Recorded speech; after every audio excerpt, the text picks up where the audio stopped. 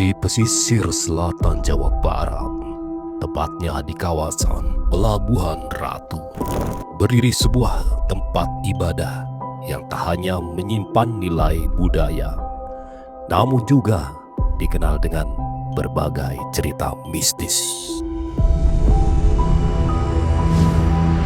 Vihara Namhai Kwan Sein Pusa. Konon, pembangunan vihara ini berawal dari mimpi berulang yang dialami oleh seorang perempuan keturunan Thailand yang dikenal dengan nama Mama Airin. Di dalam mimpinya, ia melihat sosok perempuan berjubah putih meminta agar sebuah tempat ibadah didirikan di lokasi tersebut. Lokasi yang diyakini pernah berdiri sebuah tempat sembahyang kuno yang sudah lama hilang. Namun, di balik keindahan bangunan dan suasana yang tampak tenang, masyarakat sekitar meyakini bahwa tempat ini memiliki sisi lain yang tak kasat mata.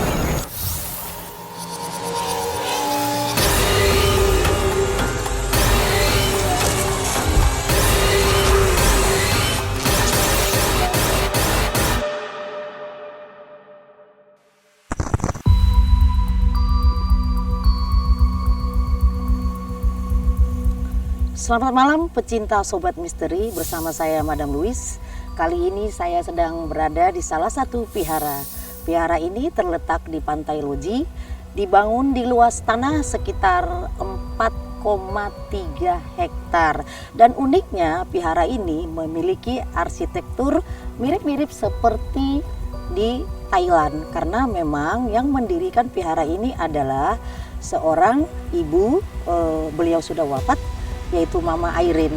Vihara ini dibangun di tanggal 8 bulan 8, sudah berdiri sekitar 26 tahun.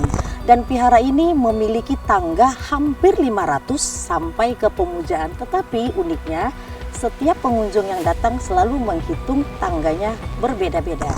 Uniknya, vihara ini memiliki struktur bangunan yaitu seperti Thailand, tetapi di dalamnya kita akan menemukan 8 pemujaan.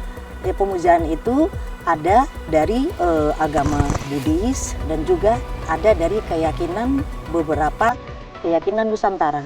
Dan nanti kita akan melihat ya seperti apa histori daripada vihara ini dari mulai dibangun, dan juga kita akan juga menelisik sejauh apa kekuatan energi gaib di vihara ini. Vihara ini dibangun dengan 2 kekuatan inti, yaitu kekuatan daripada Ibu Dewi Kuan Yin dan juga kekuatan daripada Ibu Ratu Pantai Selatan. Kedua kekuatan ini menghasilkan satu energi, adanya salah satu portal ke dimensi lain. Nanti kita akan lihat sejauh apa mistik yang ada di vihara ini.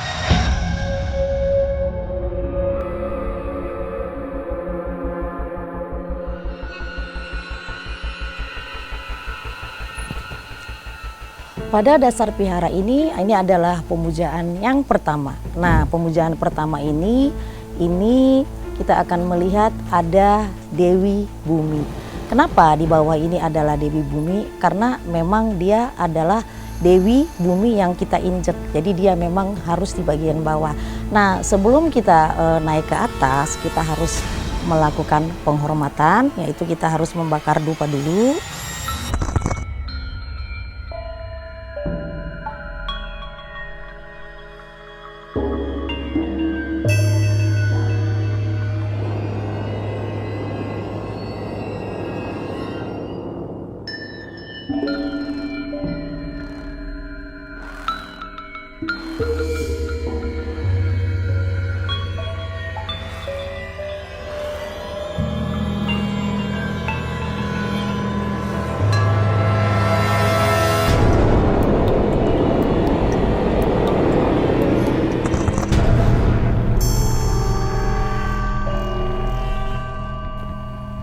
Teman-teman pecinta Sobat Misteri, kali ini kita akan melakukan penelusuran di atas. Tapi teman-teman, sebelumnya saya ingin memberitahukan, teman-teman masih melihat di sebelah kiri kanan saya ada 2 naga.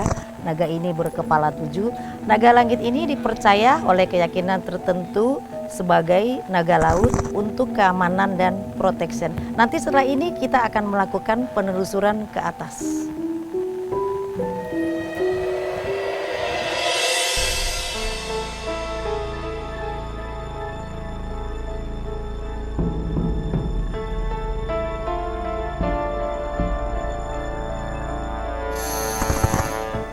Nah teman-teman, ini adalah pemujaan yang selanjutnya. Rupang ini adalah simbol Maitreya, dia adalah Buddha ketawa. Simbol ini adalah simbol daripada keberkahan dan kegembiraan. Selanjutnya kita akan menuju ke pemujaan selanjutnya ke atas sana. Perjalanan malam ini masih berlanjut di sebuah tempat yang menjadi pusat kegiatan persembahyangan bagi para umat. Di siang hari, tempat ini dipenuhi doa dan harapan. Namun, saat malam tiba, suasana di tempat ini terasa lebih sunyi dan menyisakan banyak tanda tanya. Angin yang berhembus perlahan, suara ombak dari kejauhan seakan menjadi pertanda bahwa malam ini akan menjadi malam yang panjang. Teman-teman, kita sudah sampai di pemujaan Mak Kuan Yin. Tapi sebelum kita sembayang ke Vihara Mak Kuan, kita melakukan sembayang Tien dulu, yaitu pemujaan kepada Tuhan Yang Maha Esa. Nah, tempat ini menghadap langsung ke langit. Jadi saya berdoa dulu kepada Tuhan, sembayang Tien.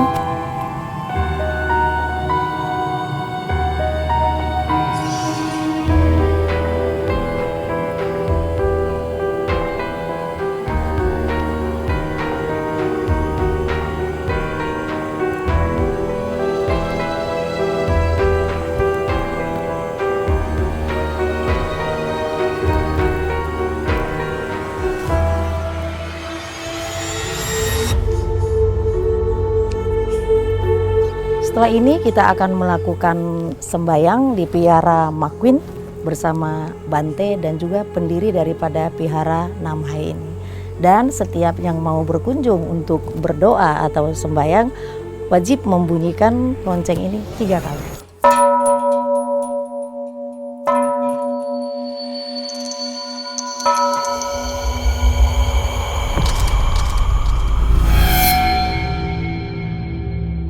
Arahang sama sambuddho bhagava Buddhang bhagavantang adivade.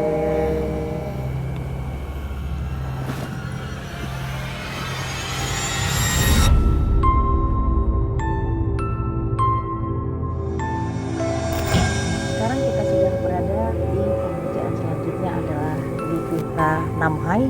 Teman-teman Sobat Misteri bisa ngelihat di belakang saya ada patung daripada Mak Kuan dan juga patung daripada dewa lainnya. Di sini sudah ada Bante dan juga ada anak daripada Mama Airin. Kebenaran Vihara Nam Hai ini dibangun oleh Mama Airin yang sudah almarhum, berasal dari Thailand. Ya. Selamat malam Mama Rika. Malam Bunda. Mama Rika, kita mau tanya nih, Iya Bunda. kan Mama Airin tuh dari Thailand. Iya Bunda. Awal kenapa vihara ini dibangun di sini, gimana sih ceritanya? Awalnya lewat dalam mimpi pengen punya tempat ibadah kecil, terus bisa orang-orang ikut berdoa di sini, berdoa ke sini gitu. Keinginannya dia itu pengen hadapnya ke selatan tuh dalam keinginannya Mama gitu ya. Jadi dapat petunjuknya itu almarhum Mama Airin itu dari mimpi. Jadi masih di Thailand ya, untuk mendirikan vihara yang arahnya ke Laut Selatan. Nah, vihara ini dinamakan Nam Hai, walaupun sebenarnya vihara ini ada di Pantai Loji. Nah, saya mau tanya nih, Bante, kenapa vihara ini dinamakan Vihara Nam Hai bukan Vihara Loji? Mungkin ini laut arah selatan. Ya. Ya, Nam itu selatan artinya, Hai itu laut. Iya. Nah, jadi maka dikasih nama Nam Hai Kuan Im. Kuan Im itu adalah dewi yang penuh welas asih gitu. Jadi maka jadi dinamakan Nam Hai Kuan Im ya. Terus Bante kan banyak kan pengunjung ya, kalau kita lihat dari mulai bawah sampai ke atas itu sebenarnya ada 8 pemujaan, tetapi pemujaan yang paling besar itu adalah ini ya, di sembayangan Mak Kuan Im. Kalau misalnya pengunjung yang datang ke sini sebenarnya permintaannya apa aja itu Bante? Ya kebanyakan ya sama Mama Airin waktu hidup, sepengetahuan Bante, orang sakit, orang yang minta lancarkan usaha, Buat rezeki ya. minta kesuksesan, minta jodoh gitu. Bante kan banyak datang pengunjung sini kata Bante tadi itu untuk mendapatkan rezeki ya. Terus orang-orang yang berkunjung itu biasanya ada nggak sih Bante di sini hari-hari sakral gitu, misalnya kayak ada tempat lain kan suka ada blessing gitu. Nah di sini yang paling banyak pengunjungnya itu pada hari-hari apa aja Bante? Biasanya itu malam Jumat Kliwon. Malam Jumat Kliwon itu banyak dari berbagai pelosok. Mungkin kadang ada yang dari luar negeri juga datang. Nah, dari Jakarta, dari Pulau Jawa dan Surabaya dan pokoknya hampir semua warga yang ada di Indonesia ini. Terus kalau misalnya orang datang malam Jumat itu berarti nanti yang blessingnya Mama Rika ya? Iya. Nah kalau blessing itu diapain sih gitu? Blessing itu biasanya kan ada orang untuk menghilangkan energi yang negatif, seperti orang yang kadang sepengetahuan Bante selama waktu mendiang masih hidup ya, kayak ada orang kena hal-hal yang jelek gitu, jadi dibersihin. Nah manfaat blessing itu adalah seperti didoakan dan diberkahi. Nah sekarang mamanya udah meninggal, gantilah anaknya. Nah biasanya kan karena ini vihara Kuan Im ya. Nah kalau yang datang ke sini pengunjung itu ada nggak sih misalnya Muslim atau agama Kristen, atau yang datang itu hanya dari agama Buddhis aja Bante? Yang datang itu adanya punya keyakinan agamanya, misalnya Islam, Kristen, dari Konghucu, dari Tao, dari Buddhis. Jadi Mama Airin itu dia nggak melihat perbedaan agama, dia satu universal. Jadi karena di sini memang banyak juga keyakinan dan budaya Nusantara ya. Jadi semuanya universal, dari agama mana saja boleh Ya, masuk. boleh. Ya. Jadi nggak mesti agama Buddhis saja yang datang ya Bante. Ya tidak, karena Mama Airin tujuannya itu mendirikan wihara ini untuk membantu umat yang perlu bantuan. Teman-teman pemirsa Sobat Misteri, kita sudah mendengarkan tadi keterangan dari Bante dan juga daripada anak dari pendiri vihara ini, Mama Rika. Jadi yang datang ke sini itu sebenarnya tidak mesti hanya yang beragama Buddhis, jadi bisa datang dari semua kalangan agama. Setelah ini kita akan melakukan pemujaan berikutnya. Ke pemujaan setelah ini apa Bante? Ada Ki Semar, ada Kanjeng Ratu, ada Dewa Brahma, ada Rupang Buddha juga, dan satu lagi Prabu ya. Makanya bisa dikatakan Mama Airin universal.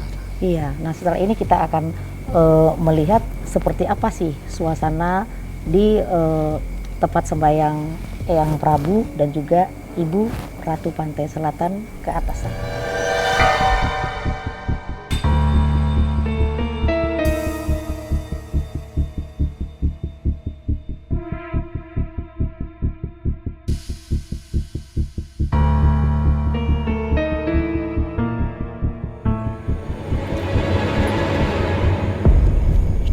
Sekarang kita sudah berada di tempat sejarah daripada Semar. Di kalangan keyakinan tertentu, Semar adalah sebagai salah satu pamomong.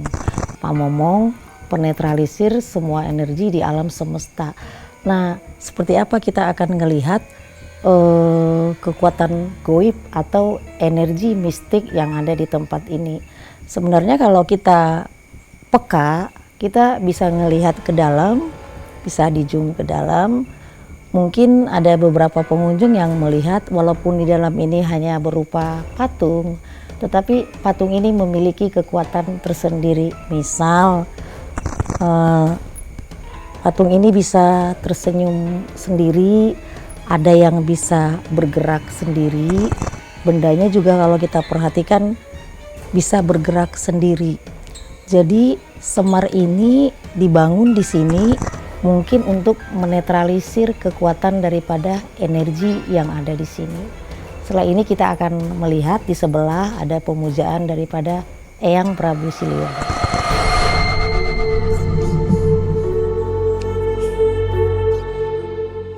Tadi kita sudah dari pemujaan Eyang Semar, kita akan menuju pendopo Eyang Prabu Siliwangi. Energinya semakin ke atas ini semakin wingit.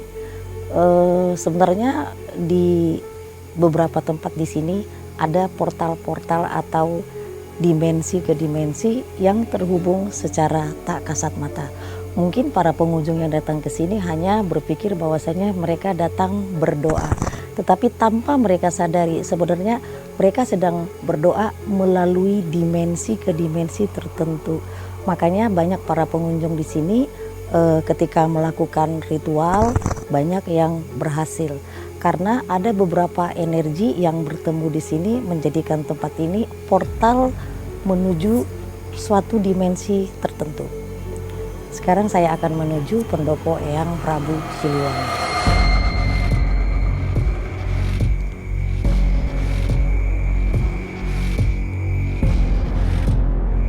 Sampurasun, sampurasun, sampurasun, sampurasun.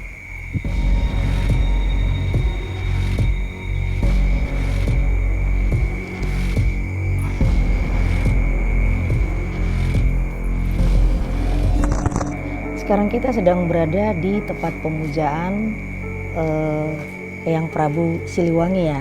Pendopo Eyang Prabu Siliwangi. Pendopo ya lebih tepatnya. Mas Pian di sini udah berapa lama sih jaga Mas? 8 tahun. 8 tahun ya, lama juga. Mas, tadi kan setelah kita dari Vihara Mak Kuan Yin, saya kan keluar duluan tuh. Betul. Nah, saya ngelihat sekelebatan dari sana ke sini itu tuh ada seperti ada yang melompat. Itu wujudnya seperti macan putih. Macan putih. Iya, loreng-loreng. Nah, Mas saya mau tanya, apakah memang banyak juga pengunjung yang datang ke sini melihat fenomena? Karena saya ngerasa dari mulai bawah sana ke sini itu energinya lebih wingit, lebih sakral dibanding dari bawah. Mungkin ke atas lebih sakral lagi ya. Kemungkinan besar. Iya.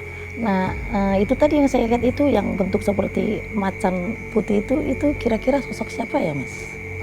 Kalau dari kita lihat dari riwayat cerita yang umum ya, kalau seandainya Pak sosoknya macan putih itu lebih ke Raden Kian Santang, Iya. itu anak daripada Prabu Siliwangi. Iya, iya. Nah, terus selain itu misalnya ada goib atau mistik yang para pengunjung dari sini selain daripada macan putih apa aja kira-kira? Banyak Mas? bervariasi. Banyak ya? Banyak bervariasi. Jadi yang hadir beda-beda ngelihat Ada ya. dari macan yang seperti di belakang Seperti ini, di belakang ya. ada juga yang mungkin nampaknya kayak kakek dan nenek. Iya. Jadi masing-masing pengunjung yang ke sini itu adalah melihatnya dalam wujud yang berbeda. Ya, terus Mas kan kita kan bicara tentang energi ya Mas ya. Nah kalau saya merasa kebenaran saya di metafisik, energi di bawah dengan dari mulai sini ke sana itu saya ngerasa dimensinya agak berbeda. Makanya betul. saya bilang tadi mungkin para pengunjung kan berpikir hanya berdoa gitu. Tetapi kalau saya merasakan dimensinya agak berbeda banget betul, gitu.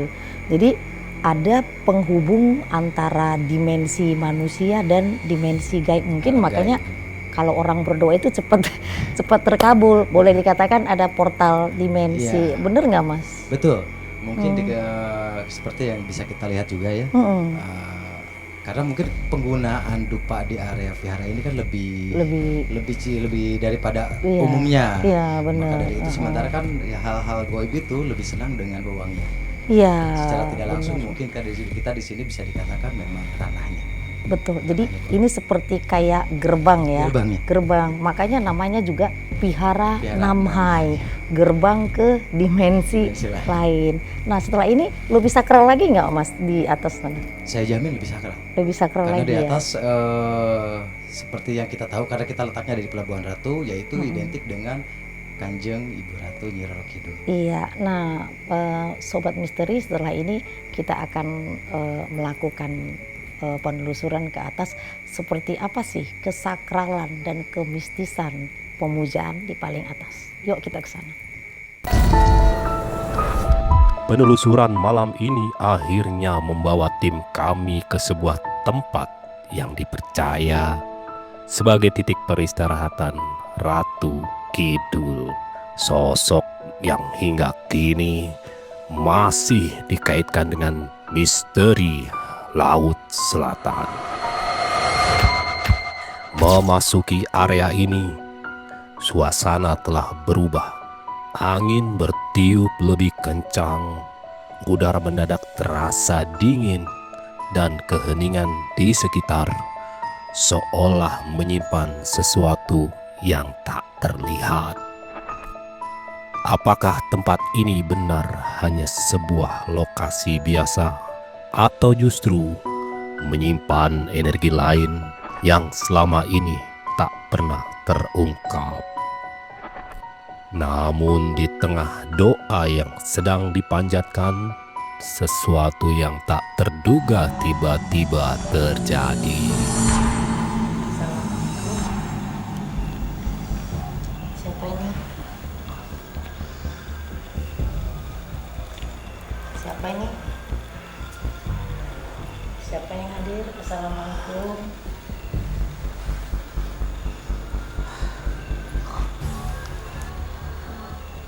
Oh, mau nari. Mau nari. Iya. Hah? Terus mau ngapain? Pulang ya, balik ya. Pulang ya, balik ya. Oke, sekarang kita sudah berada di tempat paling atas ya Maya, di tempat sembahyang Ibu Ratu. Mas, saya mau tanya nih, di sini energinya wingit ya, sakral ya, tadi sampai ada salah satu yang kemasukan. Nah, mau tanya nih Mah, ini kan ada tumpengan nih. Iya. Nah, sebenarnya mengadakan tumpengan ini setiap hari atau acara Enggak, tertentu? kita khusus aja di malam Jumat Kliwon. Biasanya orang tuh pesen larungan untuk di larungan ke pantai. Ke pantai ya. Iya.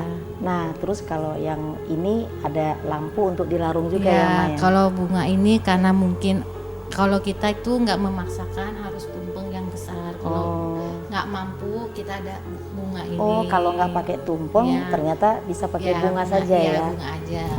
Nah, Mah, itu kan dari mulai bawah tadi saya ngerasa energinya udah benar-benar sangat berbeda ya, sangat sakral. Saya banyak ke tempat-tempat yang kayak gini lah, tapi saya ngerasa energi di tempat ini memang agak berbeda dengan di tempat lain. Tapi menurut saya tidak seram, tapi wingit dan sangat-sangat sakral. Terus di belakang memang kita nggak boleh masuk ya Maya, karena hanya boleh dari sini saja. Tapi mungkin kalau untuk sembahyang dan tidak didokumentasikan boleh ya Maya. Jadi kita hanya sampai di sini. Nah, biasanya mah kalau misalnya malam Jumat itu pengunjung diapain sih itu? Biasanya kami di sini itu ngadain buka blessing ya, namanya blessing itu. Iya. Terus itu untuk apa orang di blessing? Orang di blessing itu pertamanya Kayak keinginannya, ada hajatan. ada apa yang dia niatnya, dia mohon dalam hati. Iya. Terus kayak tadi kan sampai ada salah satu yang krunya kita itu yang sampai kemasukan gitu. Itu ada nggak ya kayak gitu yang datang ke sini? Kebanyakan ada. Nggak kuat ya, karena dia nggak berarti ya. kuat, mungkin karena dia juga punya pendamping kali. Kalau ke tempat kayak gini kan ibarat kan ketemu sama keluarga atau saudara gitu. Iya, itu di luar muntah-muntah. Iya. Iya, sebenarnya kan memang kalau kita datang ke tempat tertentu itu kita nggak boleh menentang, Iya. kita nggak boleh melawan energi itu. Jadi kita kayak harus pasrah Iya, aja betul, gitu. betul. Jadi karena kita ada niatan memang datang untuk berdoa, untuk memohon.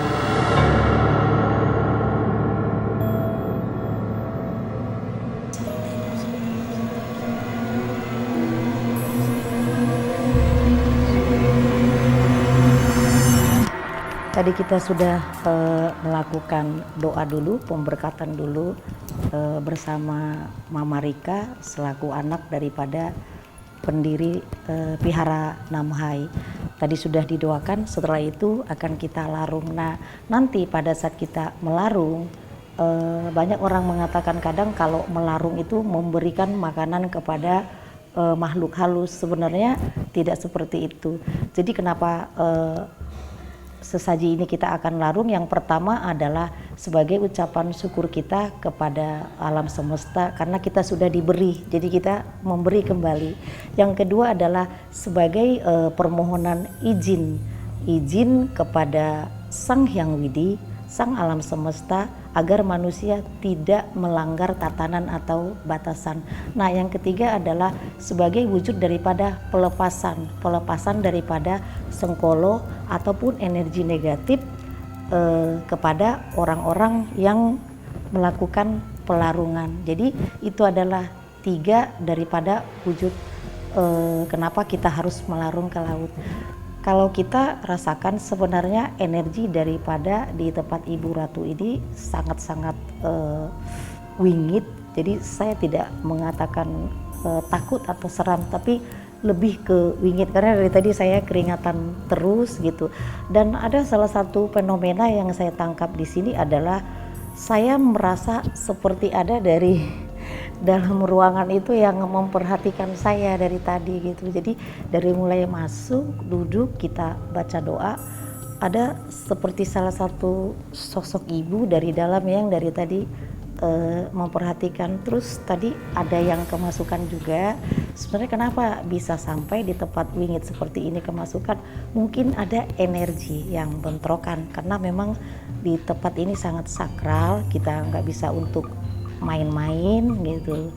Itu energinya bentrokan sehingga teman kita tadi tidak sanggup dan tidak kuat. Untuk pemirsa Sobat Misteri, hari ini segitu dulu penelusuran kita di Vihara Namhai, histori dan juga dari sisi goibnya. Sampai ketemu di episode selanjutnya. Saya Madam Lis mengucapkan namaste. Setelah melalui berbagai kejadian dan menelusuri tempat ini, perjalanan malam ini ditutup dengan sebuah tradisi yang masih terjaga hingga kini, yaitu ritual larungan, prosesi menghanyutkan sesajen ke laut sebagai bentuk syukur dan permohonan keselamatan. Di tengah suara ombak, sesajen perlahan dilepaskan ke laut membawa doa dan harapan. Dan malam ini meninggalkan sebuah pertanyaan. Apakah ini sekadar tradisi atau ada kekuatan lain yang menjaga tempat ini? Sampai jumpa di penelusuran berikutnya.